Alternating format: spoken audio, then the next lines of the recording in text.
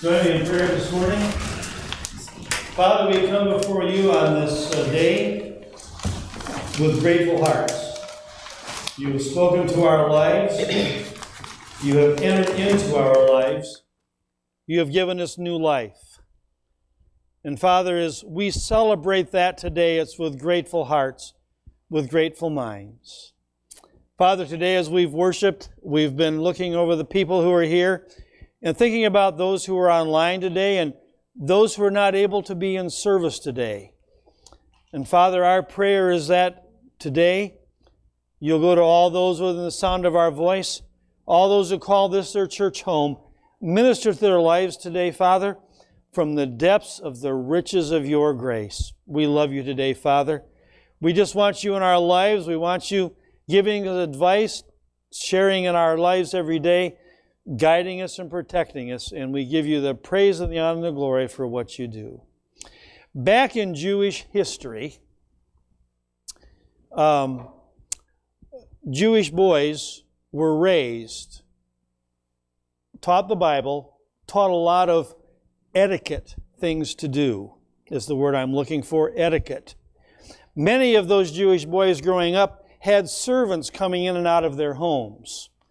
And they were used to which fork to use and which spoon to use and all that stuff. If they had forks and spoons back then, I suppose they did.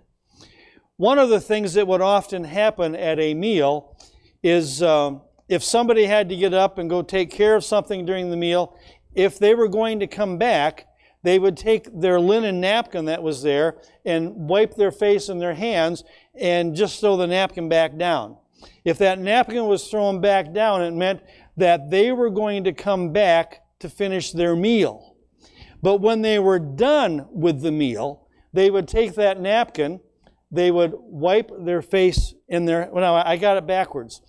If they were going to come back to the table, they would take that linen napkin and they would fold it neatly and leave it sitting there at their place, which meant they were going to come back to the table.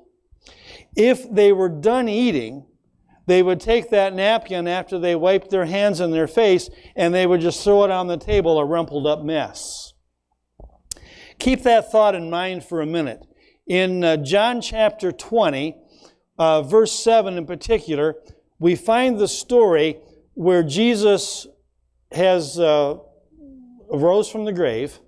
The disciples have come there, they've gone into the tomb, and they see his linens that were covering him in a mess. It's as though he had just gotten out of bed and gone to get a drink of water and to take care of the necessary things and just left that bed a mess. We do that when we get up in the morning. I doubt that anybody gets up in the morning and the first thing makes their bed. We go back and do that a little bit later. But one thing that was very noticeable to the disciples as they walked on that tomb is the linen that was covering Jesus' face was folded neatly and laid aside of everything else. Symbolic of the fact he was saying, I will return, I am coming back. That's the neat thing about the resurrection of Jesus Christ. The promise that He is coming back, that He will be alive again, coming in the clouds to take His people up with Him. The Bible is very specific about that. I don't know about you, but I want to be there joining in that day. I want to have some victory in Jesus. I want to be able to shout with all the angels and all the other saints down through the ages that He is here and this world is over and we're going on to a new thing. The napkin was folded. He is coming back. Join us this morning as we sing 352, Victory in Jesus.